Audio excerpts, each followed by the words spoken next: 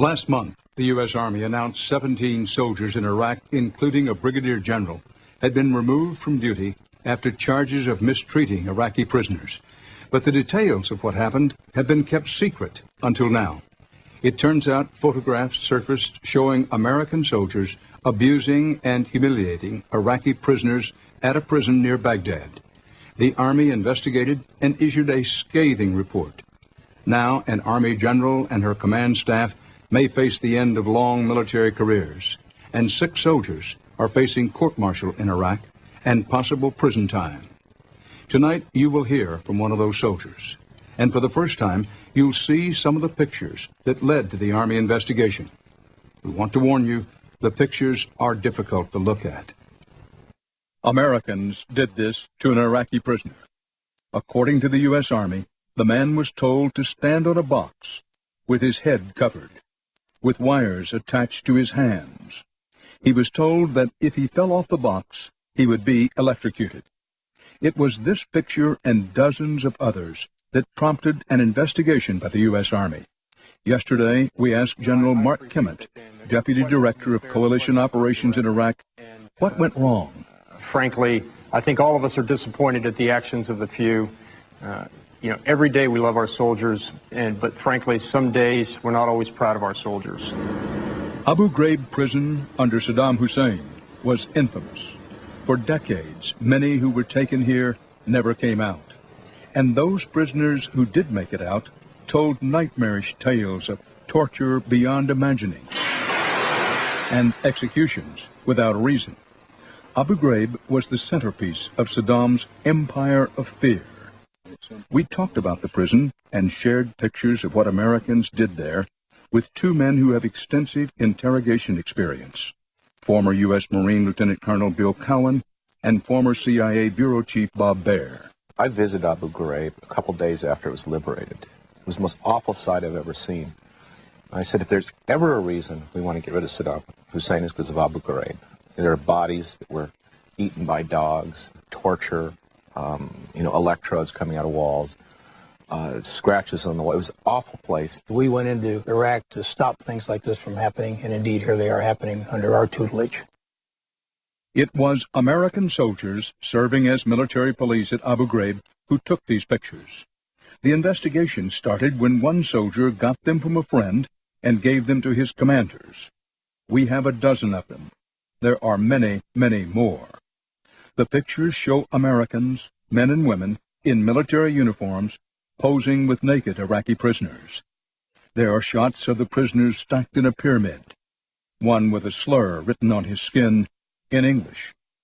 In some, the male prisoners are positioned to simulate sex with each other. And in most of the pictures, the Americans are laughing, posing, pointing, or giving the camera a thumbs up. We were only able to contact one of the soldiers facing charges. The Army says they're all in Iraq, awaiting court-martial hearings. Again, General Mark Kimmett in Baghdad. What can the Army say specifically to Iraqis and others who are going to see this and take it very personally? Well, the first thing I'd say is we're appalled as well. These are our fellow soldiers. These are the people we work with every day. They represent us. They wear the same uniform as us, and they let their fellow soldiers down. Our soldiers could be taken prisoner as well, and we expect our soldiers to be treated well by the adversary, by the enemy, and if we can't hold ourselves up as an example of how to treat people with dignity and respect, we can't ask that other nations do that to our soldiers as well. So what would I tell the people of Iraq?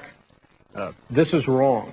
This is reprehensible, but this is not representative of the 150,000 soldiers that are over here. I'd say the same thing to the American people.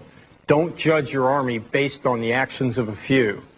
One of the soldiers facing court-martial is Army Reserve Staff Sergeant Chip Frederick.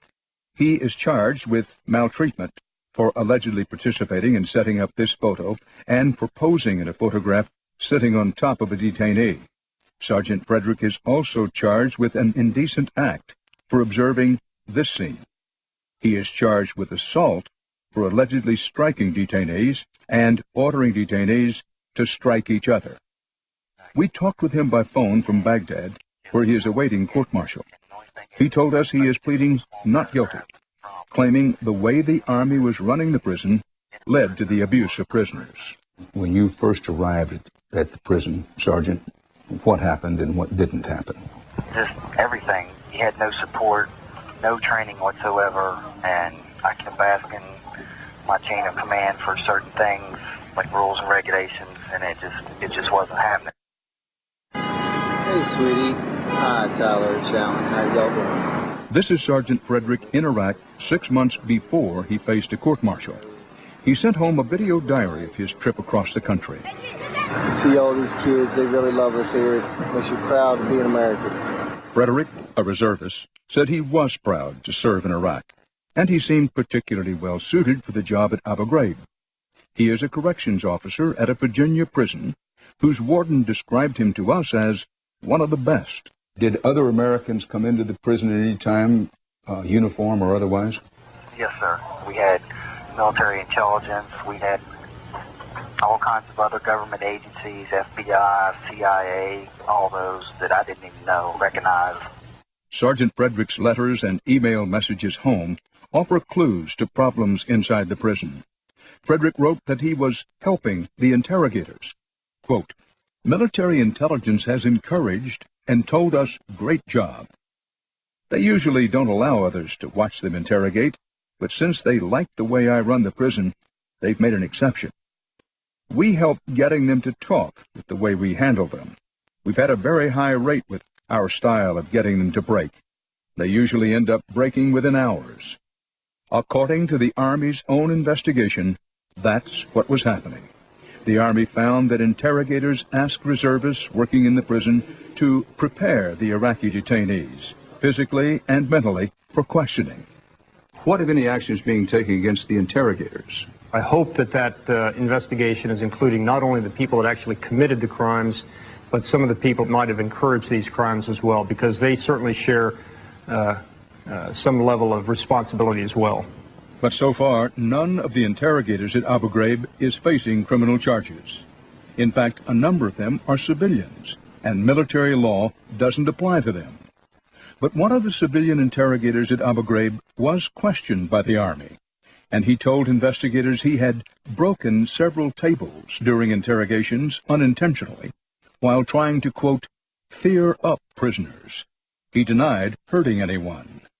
In our phone conversation, we asked Sergeant Frederick whether he had seen any prisoners beaten. I saw things. We had to use force sometimes to get the inmates to cooperate, just like our rules of engagement said. We learned a little bit of Arabic basic commands, and they didn't want to listen, so sometimes you would just give them a little nudge or something like that just to get them to cooperate so we could get the mission accomplished. Attorney Gary Myers and a judge advocate in Iraq are defending Chip Frederick. They say he should never have been charged because of the failure of his commanders to provide proper training and standards. How could such a person, described almost universally by people who know him as a good guy, get himself into this kind of jam? The elixir of power, the elixir of believing that you're helping the CIA, for God's sake, when you're from a small town in Virginia, it's intoxicating. And so good guys sometimes do things believing that they are being of assistance and helping a just cause and helping people who they view as important. Sergeant Frederick says he didn't see a copy of the Geneva Convention rules for handling prisoners of war until after he was charged.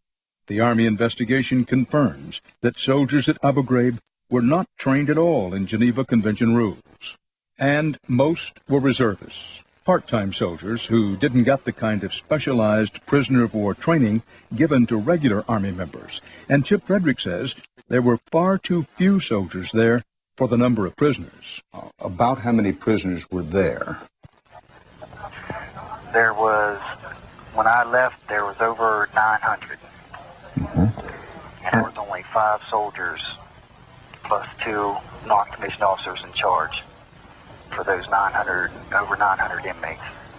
We asked General Mark Kimmett about understaffing. For those people, and there are bound to be some, who extrapolate from this and conclude that at least part of it results from the Army being stretched too thin and asked to do too much, your response to them would be what? That doesn't condone individual acts of criminal behavior. No matter how tired we are, no matter how overworked we are, no matter how stretched we are, that doesn't give us license, and it doesn't give us the authority to break the law. That may have been a contributing factor, but at the end of the day, this is probably more about leadership, supervision, setting standards, abiding by the Army values, and understanding what's right, and having the guts to say what's right. There's a lot of work going on out here now. We're changing everything. This is Brigadier General Janice Kopensky, who ran Abu Ghraib for the Army.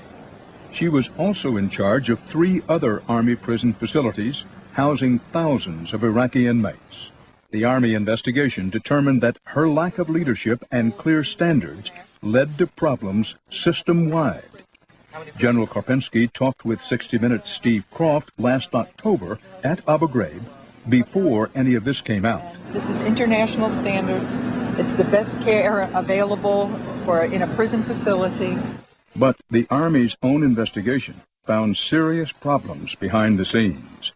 The Army has photographs that show a detainee with wires attached to his genitals, and another that shows a dog attacking an Iraqi prisoner. Were dogs ever used on the inmates? Yes, sir. They were used for intimidation factors. Part of the Army's own investigation is a statement from an Iraqi detainee who charges a translator hired to work at the prison with raping a male juvenile prisoner. They covered all the doors with sheets. I heard the screaming, and the female soldier was taking pictures. And then there is this picture of an Iraqi man who appears to be dead and badly beaten. It's reprehensible that anybody would be taking a picture of that situation. It'd be reprehensible that they'd be taking a picture of that situation. What about the situation itself? Well, I don't know the facts surrounding what caused the bruising and the bleeding. If that is also one of the charges being brought against the soldiers, that too is absolutely unacceptable and completely outside of what we expect of our soldiers and our guards at the prisons. Any indications, General, that anything approaching these kinds of things have happened in other prisons? Well, Dan, I'd like to sit here and say these are the only prisoner abuse cases that we're aware of, but we know that there have been some other ones since we've been here in Iraq. When Saddam Hussein ran this prison, Iraqis were too afraid to come to Abu Ghraib and ask for information on their family members. When we were there last month, hundreds had gathered outside the gates, worried about what's going on inside. We will be paid back for this. These people at some point will be let out. Their families are going to know. Their friends are going to know. This is a hard story to have to tell when Americans are fighting and dying in Iraq. For Colonel Cowan, that's a personal issue. His son is an infantry soldier serving in Iraq for the last 4 months. To that person sitting in the living room saying, listen, I wish they wouldn't do this. It's undermining our troops and they shouldn't do it. If we don't tell this story, these kinds of things will continue. And we'll end up getting paid back 100 or 1,000 times over. Americans want to be proud of each and everything that our servicemen and women are doing in Iraq. We want to be proud. We know they're working hard. None of us, now, later, before, during this conflict, should want to let incidents like this, things like this, just pass. General Mark Kemet says the Army will not let what happened at Abu Ghraib just pass. General, what is the most important thing for the American people, and for that matter, any people who see these pictures and absorb these terrible facts? In your judgment, what's the most important thing for us to know about this? I think 2 things. Number 1, this is a small minority of the military. And number 2, they need to understand that is not the Army. The Army is a values-based organization. We live by our values. Some of our soldiers every day die by our values. And these acts that you see in these pictures may reflect the actions of individuals, but by God, it doesn't reflect my Army. A postscript. 2 weeks ago, we received an appeal from the Defense Department and eventually from the chairman of the Military Joint Chiefs of Staff, General Richard Myers, to delay this broadcast, given the danger and tension on the ground in Iraq.